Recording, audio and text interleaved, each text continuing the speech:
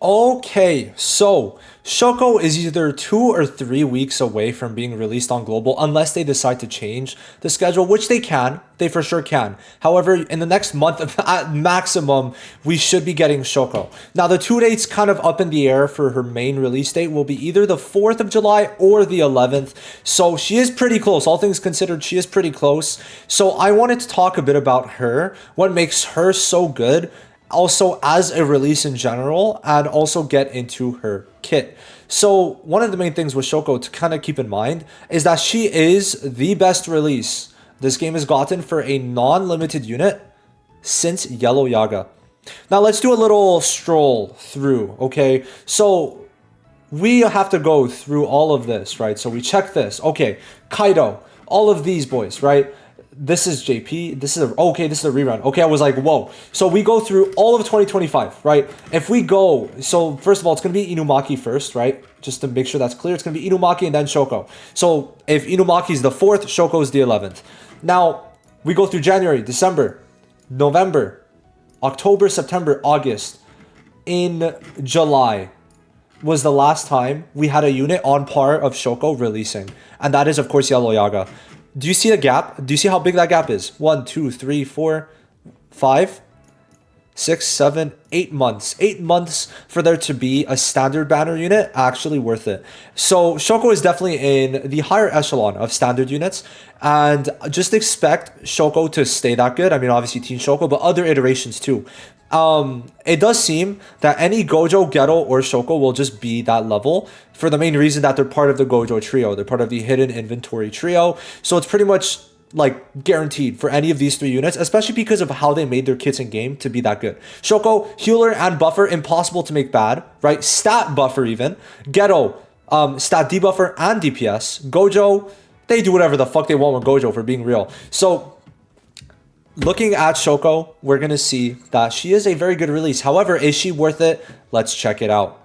Shoko's main value comes from two things. Number one, she has a heal that could be used 3 times in battle. That's going to heal for 30%. So besides basically Curse Spirits, it's going to heal everyone else. And this is going to be 30% of their HP. And more recently, DPSs are going to be from like 20 to 30,000. So this is going to be quite a solid heal if we're being real. This is going to range from about like 6 to like 11,000 HP per heal, and this is AoE. Now the only thing is it cannot be herself below 40% for this to activate. Now basically this works similarly to Yuta, right? However, there's one key difference between Yuta and Shoko. So for Yuta's heal, it's basically if an ally is below 60% and he has cursed energy, everyone gets a 25% heal except himself, but he also counts in this. However, Shoko cannot count for the heal. So if she's below 40%, she won't be healed. But everyone's going to get the heal, including Shoko, where Yuta won't get the heal. But the biggest problem is her HP is super fucking low. It's kind of crazy, but as a support, her HP is on the lower side, all things considered. I don't think we have... Yeah, the problem is it's a bit hard to tell which stats and how they're grading them, because not everyone has the sweep stats and all that.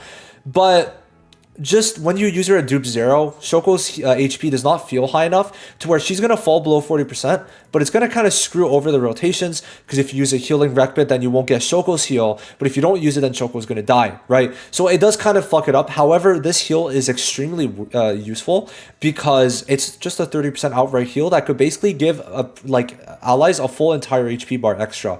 Now, she does lower debuff values, but it's not that strong. You're never going to really need it. Now, besides that, she's going to have stat buffs, which is going to be 3 turns of 60% taijutsu and jujutsu, but she also puts increased damage on the enemy for 2 turns. So she has some little multiplicative stuff going on, but this is not ever going to really matter too much. It's nice, not necessary. Now, the problem with her heal, which is her skill 2, it's single target. It's based off her jujutsu. It's not that high, right? That's the biggest thing that green Shoko has over yellow Shoko, is that the heal is just way weaker, if we're being real. Because it's based off jujutsu, where Teen Shoko's is based off of HP percent, which is way better. So yeah, overall for Shoko, it's mainly going to be the skill 3 that you're using, right?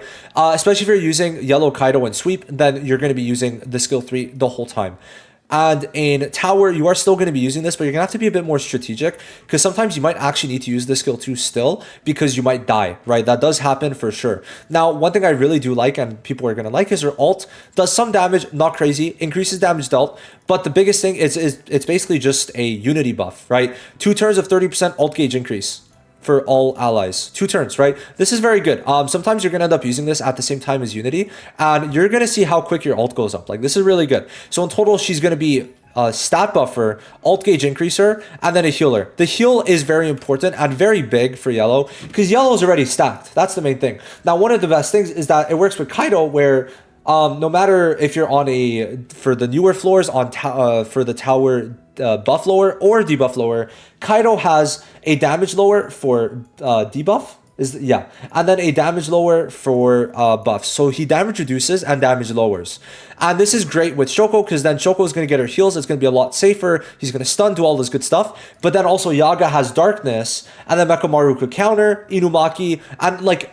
a lot of these units work well with Shoko. He gives damage reduction and also taunt and attack immunity for himself. He stops people from dying, has a lot of HP, could soak up a lot of hits, right? Mekamaru taunt and counters. He doesn't take damage in ult. He doesn't take damage half the battle, right? He puts some damage reduction on himself. Yaga darkness. So Shoko kind of has a lot of synergy with the rest of yellow, which works very well for her. Now, do you need her? This is something that I think a lot of people are asking. And honestly, it depends. That's the main way. If you're fine with waiting for Yaga on standard, which is going to be probably in a 2-week time frame from when tower comes out, like kind of most likely, but not guaranteed 2-week, right? Then I would say wait. I don't think you need her. If anything, I think Teen Shoko is a much better unit, but of course green is overall better. In terms of what they have besides supports though, So it's like green has better DPSs, but yellow has better supports. That's basically how I like to look at it. I would say if you have to choose one Shoko, you go for green, and you could kind of build around that. Maybe getting Teen Shoko means you don't get Hollow Purple Honored one, and that's fine, right? That's fine because the other green DPSs are good. So I would say overall, the answer for me, if you're good with getting Teen Shoko, rather getting Teen Shoko and also are fine waiting for Yaga, then you could do that, right? Shoko is not needed for anything, but she's going to make sweep a lot easier. She's going to make tower a lot easier. And if you do get Shoko, the thing with getting Shoko is that it's going to make it so that when Yaga does come out, you're going to have the full yellow team. And let's just say tower becomes a lot easier from 61 to 80. So if you do get Shoko, you're in a good spot. However, for green, you are going to need the help. Now, why I'm saying that is because unless you are a sweat, have a lot of dupes in Green Nanami, Green Yuji, and also maybe even dupes in Ghetto later on, you're going to need Nobara, Megumi, or Muta. And I'm going to guess most people did not summon. And at that point, you're also going to need to work around having Honored One or Shoko. So it's a lot of the later units where yellow, the thing with yellow is that the units that you're going to need is going to be like Yaga, Mekamaru, Tingojo, Degumi, and these guys, right? And that's what I used for most of it. Now, the thing is, remember, compared to green, green will get Saki on the standard, but yellow will get Yaga on the standard. And getting him to dupe 1 is going to be so fucking huge. Or like just getting him plus getting him to dupe 1 will be huge. And people might be like, oh, but it's luck for me to get Yaga. Yeah, but while there is a chance you don't get Yaga, there's also the fact that Shoko might take you up to 75,000 cubes or 45,000 cubes if you have pity points. So I personally think while the Shoko is good, there's so many other powerhouses on yellow, right? All of these units are usable in one way or another, besides maybe Nanami, right?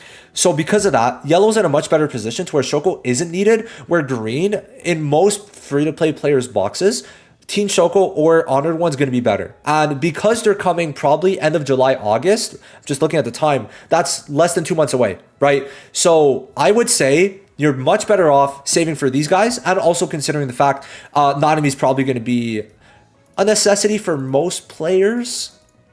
Now, I'm saying a necessity, but I feel like most people, the thing is, people watching me are free to play, and I know people don't want to spend like 5+ hours on shit. And you don't, if you don't have Shoko, you don't need to, because like things like Yaga are going to make it easy. But like for red, I feel like Nanami is going to be very, very good. Like I feel like they have to make him good because he's on hype. I think JP wise he's hype, but not so much globally. I just think he's not Gojo or Shoko level. So they're going to have to definitely put some work into the kit. To where I feel like the anniversary units are probably all going to be better to get than Shoko. And like I said, the main reason is because standard banner is going to make this yellow color so much better. Yaga, everyone's going to have Yaga for the most part if you're saving standard banner tickets. And then also you got so many other units that are going to work for a lot of team comps, where green, while that is the case, I feel like having Honored One or Shoko or both is just a better pick, right? And this is not to Shoko's dismay. It's just that free-to-plays don't have much time, right? They just don't. Like, you don't have the luxury of getting everyone you want. And I'm saying, like, you know, because they released another Shoko, it kind of gives you that leniency to where you don't need to go for yellow Shoko if you like Shoko.